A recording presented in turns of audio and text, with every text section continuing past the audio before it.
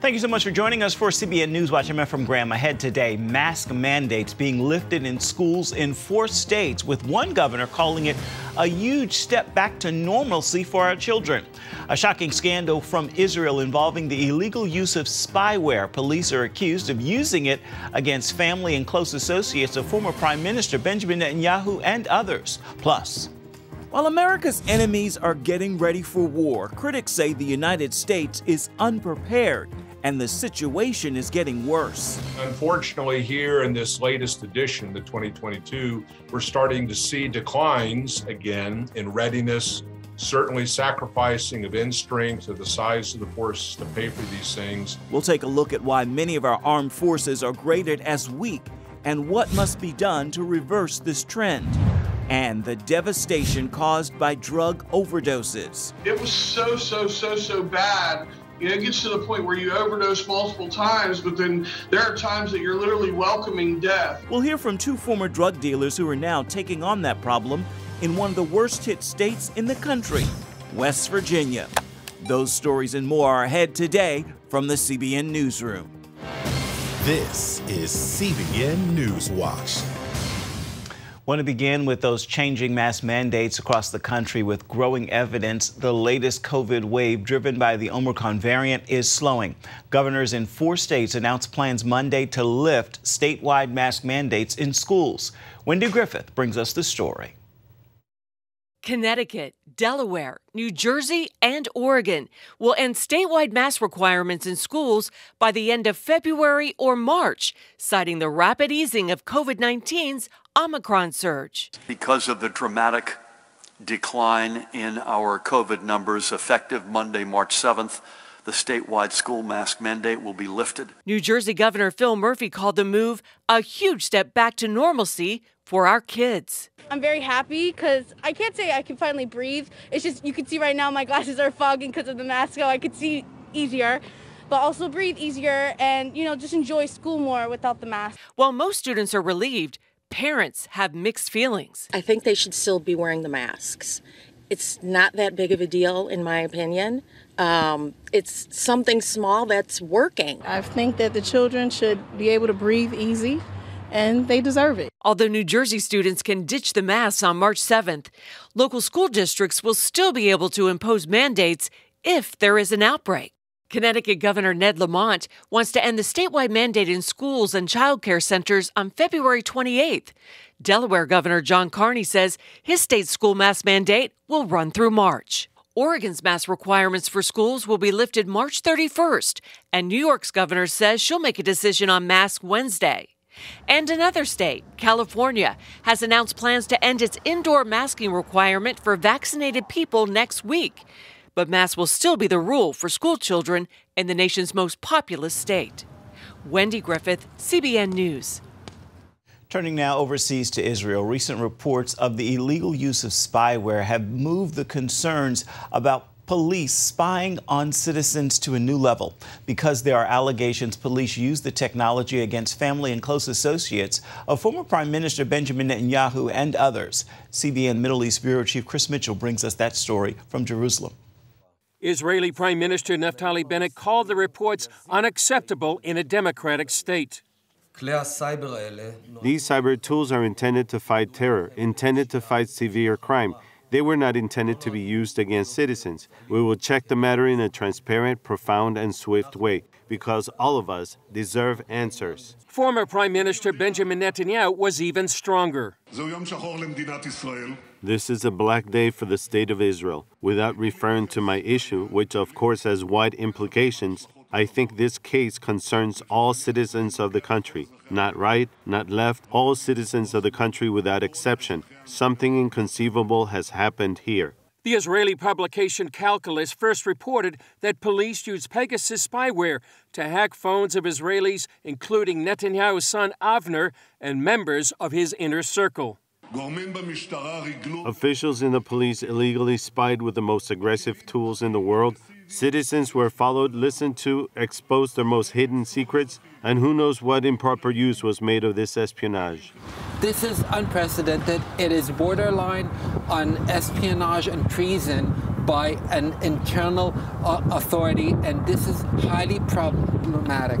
Pegasus spyware is produced by the Israeli NSO group, which maintains it doesn't disclose clients and has no access to the intelligence that's collected.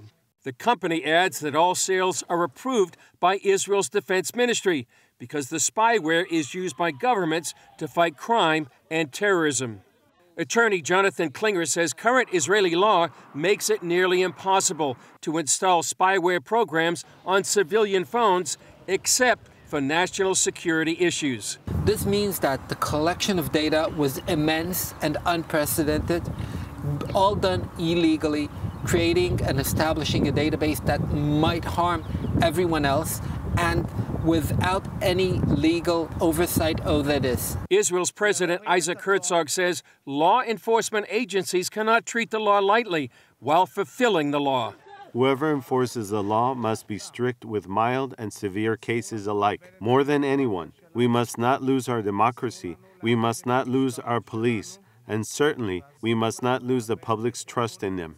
One of those reportedly spied on is a former Netanyahu aide turned state witness. If the allegations are true, some analysts believe it could be enough to have the case against Netanyahu thrown out of court, creating yet another political earthquake. Chris Mitchell, CBN News, Jerusalem. Here at home, a dispute between former President Donald Trump and former Vice President Mike Pence has dialed up the focus on the Capitol Hill riot and the events of January 6, 2021. It threatens the ability of Republicans to unite before the midterm elections.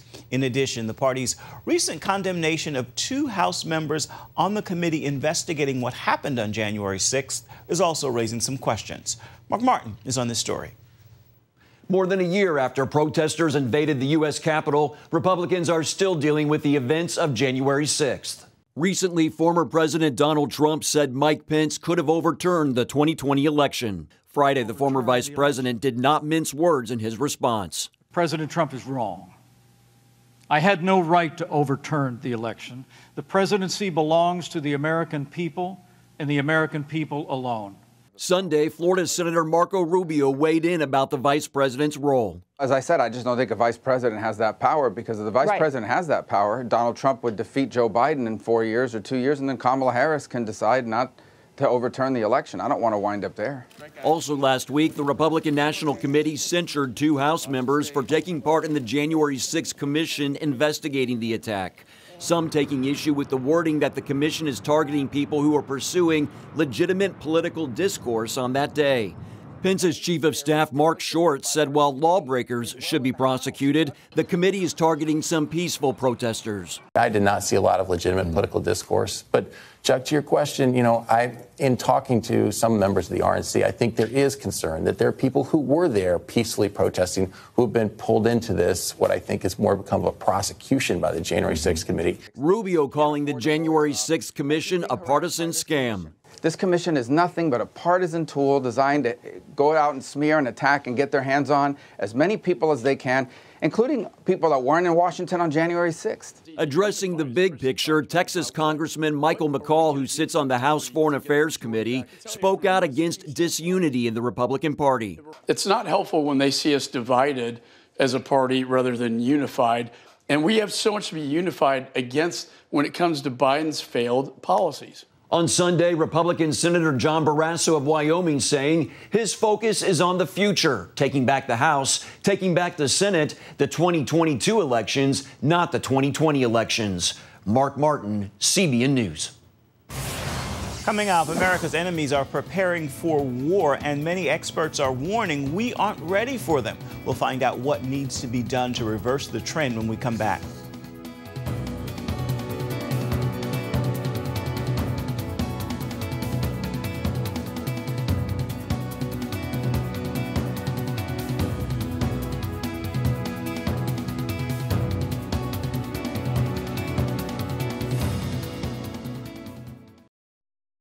America is facing threats on multiple fronts around the world. Russia threatening Ukraine, China menacing Taiwan, and Iran destabilizing the Middle East. Despite the dangers, instead of a shortage of our military strength, the United States is moving in the opposite direction. CBN national security correspondent Caitlin Burke explains. Each year, defense experts at the Heritage Foundation take a deep assessment of the various branches of the U.S. military. The result? A highly regarded report card known as the Index of U.S. Military Strength. It's a way for us to convey to the American public, to taxpayers, basically what they're getting for their money and whether or not the military is well postured to defend the country against threats and to defend U.S. interests around the world. To sum up this year's findings, things aren't trending in the right direction. Unfortunately, here in this latest edition, the 2022, we're starting to see declines again in readiness, certainly sacrificing of end strength of the size of the forces to pay for these things. And these budgets, a national budget that's in a continuing resolution, it really makes it hard to sustain the programs needed to keep people trained, keep current equipment ready, and replace old equipment as it's leaving service. In the grading, the Army comes in at marginal, seen as aging faster than it is modernizing. A similar rating for the Navy, although it's trending to weak, due to the combination of a desperate need for a bigger fleet and lack of funding to make that happen. The Marine Corps scores highest at strong, and the Air Force and New Space Force are at the bottom with weak ratings. As for U.S. nuclear capability, it's on the higher end with a warning, strong trending to marginal. Defense expert Dakota Wood, editor of the index, says these scores also take into account the Biden administration's current priorities. There's been a lot more talk and policy guidance out of the White House on combating climate change and global warming, gender and racial equity, diversity, equity, inclusion is kind of the term of art from the administration, those sorts of things. And there is about making sure that the military is actually combat ready.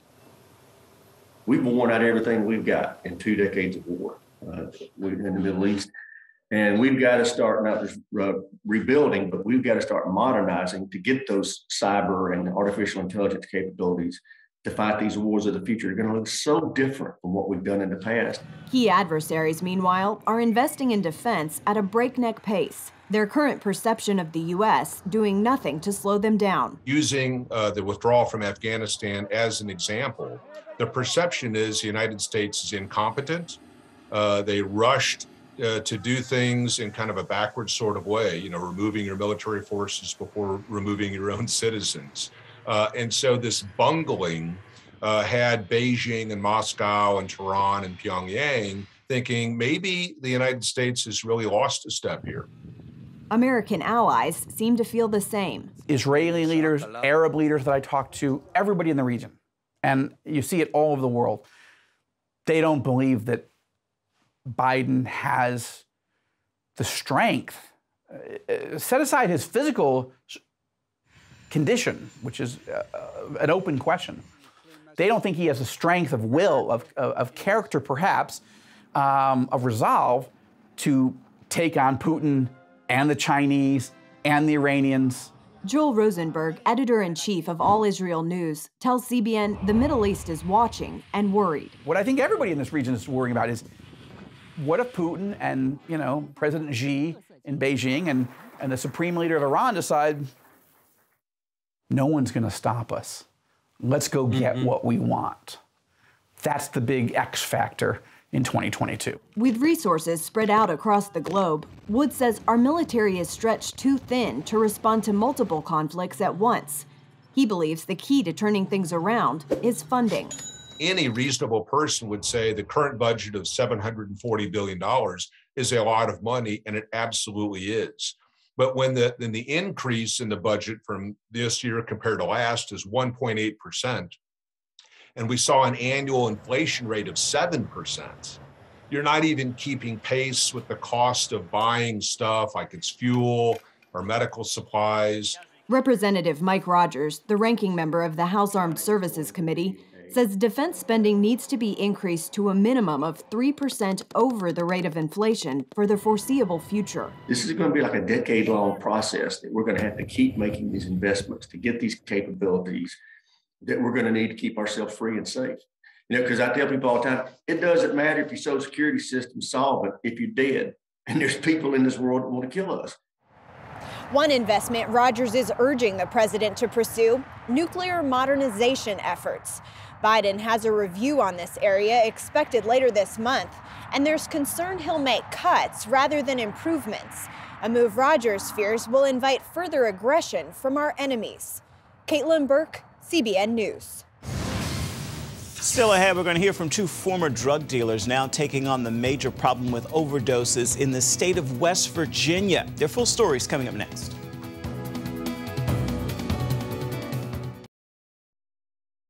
Just last year, West Virginia was ranked among the top states with the most annual drug overdose deaths. Overdoses nationally increased by 30% in 2021. And in West Virginia, that number jumped by 62%. It's an epidemic all of its own, but one that two former drug dealers are trying to tackle in that state. Rich and Shay Walters told CBN News' The Prayer Link program they went from being a public enemy of the state to now serving as a pillar of the community. First of all, Rich, what was life like for you before you found Christ?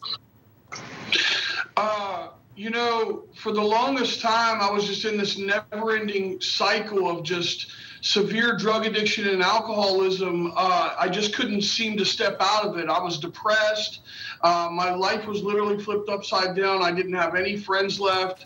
I was alone. I was miserable, and I was literally just living a life of complete and total failure and desperation. You know, it was so bad. You know, it gets to the point where you overdose multiple times, but then there are times that you're literally welcoming death. And for whatever reason, you know, God continues to sustain you and keep you alive long enough to get to a place where this miracle can take place and your life can change forever. But for the longest time, I just felt like I wanted to I was so tired of just existing here on earth. Wow. And that's basically what I was doing, was just surviving for forever. Shay, you were addicted to heroin, a drug dealer, and you lived a life of crime. In October 2015, you were arrested on 9 felony drug charges, and you faced 22 years in prison. But that also became the turning point in your life. Tell us what happened. I think whenever I just hit such a low bottom that I realized that I could not imagine my life the way it was anymore. And that's when I had a genuine, humble moment that I cried out to God and asked him to intercede in my life. You know, I had lost my son. My family wasn't talking to me. I had caught very serious drug charges. And that level of loneliness, when God's the only person in your cell with you, and that led to a very special bond with him. Wow. Wow. And Rich, how have things changed for you now? Well, drastically. You know, like when I first got sober, I was essentially public enemy number one here in this community. And since that time, I've literally become a pillar of the community now, to where the court system actually sends people to us. They trust us to help their people when they're in trouble, when they need help, when they're seeking help, and so on and so forth. I'm literally here on a weekly basis having to write letters for people just so that, you know, while they're going to sentencing or anything else. And so my word means something now. And now, you know, I'm married, I'm a family man, we have a business, and we just have a life beyond our wildest dreams. It sounds cliche when you say that, but honestly, I say this quite often, like, it doesn't even make sense how good our lives are, how good my life is, how good our life is. I mean, it's almost sarcastic. It's like God's really just showing off. So, I love it. So, yeah, it's literally unbelievable. Well, today you both minister to nearly 1 million people on Facebook. That's incredible. Shay, you say that you want everyone to know that God is a God of second chances. Why is that so important to share with people?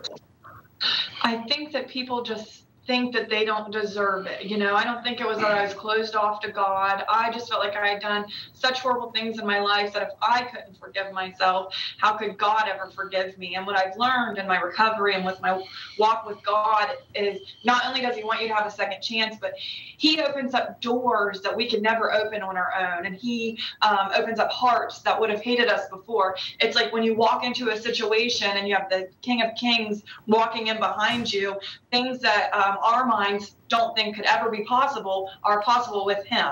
The life that Rich is talking about, the jobs that we've gotten, the healing that we've seen take place, chains of addiction being broken over people's lives. That's not us. That's because we have God going into every situation with us. So he does want us to have second and third chances with him defending us.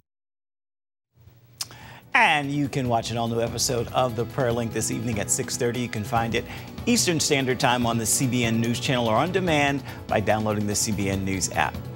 Coming up, so what's growing faster around the world, atheism or religious belief? We're going to bring you the answer when we come back. Stay with us. The growth in the number of religious people around the world is far outpacing the number of new non-religious people and atheists. That is among the findings from a survey called 7 Encouraging Trends of Global Christianity in 2022. The number of people from all religions is growing at just over 1.25% a year, while the growth rate of people who aren't religious is less than half of that, at slightly more than 0.5% a year. That is well below the total population growth. And the number of new atheists is even lower, below 0.1% a year. Christianity is growing quickly, particularly charismatic Christianity. It's growing faster in Africa than any other place in the world, and more Christians live in Africa than any other continent. The information was collected by the Center for Study of Global Christianity at the Massachusetts-based Gordon Conwell Theological Seminary. Before we say goodbye today, we want to leave you with a Tuesday tweetable. It's a motivational message I pray will bless you, and you will in turn bless others by posting, tagging, tweeting, and sharing it with them. And today's thought comes from a message of faith that I once heard from Pastor Tony Evans. Here it is. Faith is acting like it is so, even when it is not so, in order that it might be so, simply because God said so. With that word, I encourage you to walk in faith and make this a terrific Tuesday. That will do it for this edition of CBN Newswatch. I want to remind you, you can always find more of our programs on the CBN News Channel. You can find them there at any time, as well as online, cbnnews.com. Let us know what you think about the stories you've seen here today. You can email us. The address is right there at the bottom of your screen, newswatch@cbn.com. And, of course, you can always reach out and touch us on Facebook, Twitter, and Instagram. We'd love to hear from you. We look forward to seeing you right back here, same time tomorrow. Goodbye. God bless.